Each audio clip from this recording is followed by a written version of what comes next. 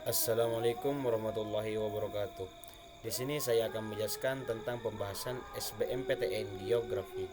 Baik, kita lanjut ke soal yang pertama. Yang pertama yaitu adalah soal faktor yang menyebabkan industri diletakkan di dekat pasar adalah bahan baku memiliki volume yang besar. Biaya angkut bahan baku lebih murah dibandingkan biaya angkut produk.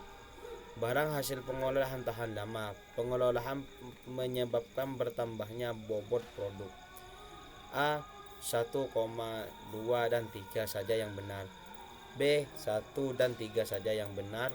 C 2 dan 4 saja yang benar. D hanya 4 yang benar. E semua pilihan benar, yaitu jawabannya adalah C, yaitu 2 dan 4 saja yang benar.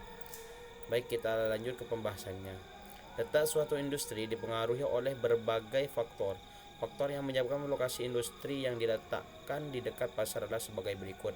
Bahan baku mudah didapatkan dan tahan lama.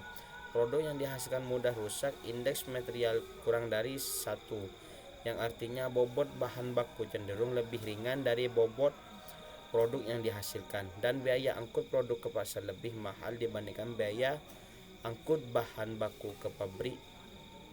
Jadi jawabannya itu adalah C. Soal yang kedua. Indonesia merupakan negara yang wilayahnya berada di garis khatulistiwa dan memiliki kelembapan udara yang tinggi. Jenis pelapukan batuan yang sering terjadi di Indonesia adalah A. Angin. B. Geologis. C. Fisik. D. Kimia. E. Mekanik. Jadi jawabannya adalah D. Jadi kita lanjut ke pembahasannya. Jenis pelapukan yang sering terjadi di wilayah Indonesia ada jenis pelapukan kimiawi. Pelapukan kimiawi adalah pelapukan yang disertai perubahan struktur kimiawinya. Hal itu terjadi karena wilayah Indonesia memiliki curah hujan dan kelembapan udara yang tinggi. Pelapukan kimia sangat dipengaruhi oleh suhu, hujan, dan juga kelembapan udara di sekitar material batuan.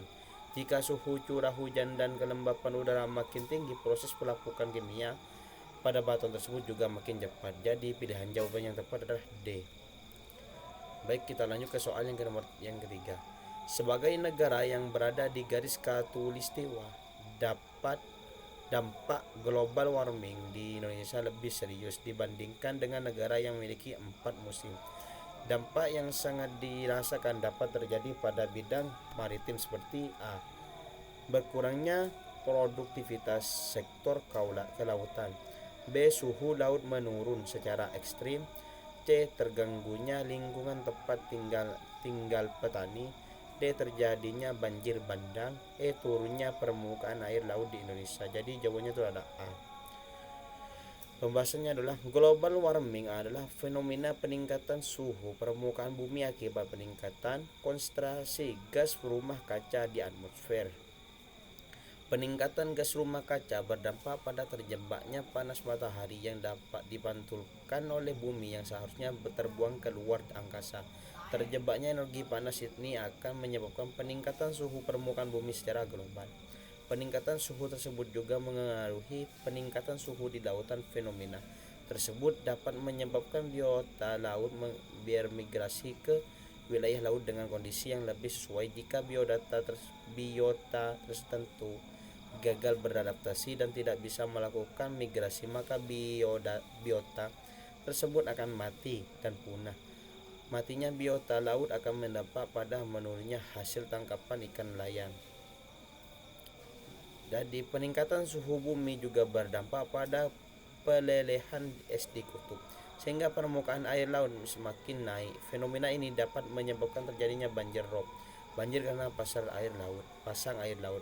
Selain itu, khusus bagi negara kepulauan seperti Indonesia, peningkatan tinggi air laut dapat berdampak pada tenggelamnya pulau-pulau kecil di negara kita. Jadi jawabannya yang paling tepat adalah A. Baik, terima kasih untuk pembahasannya.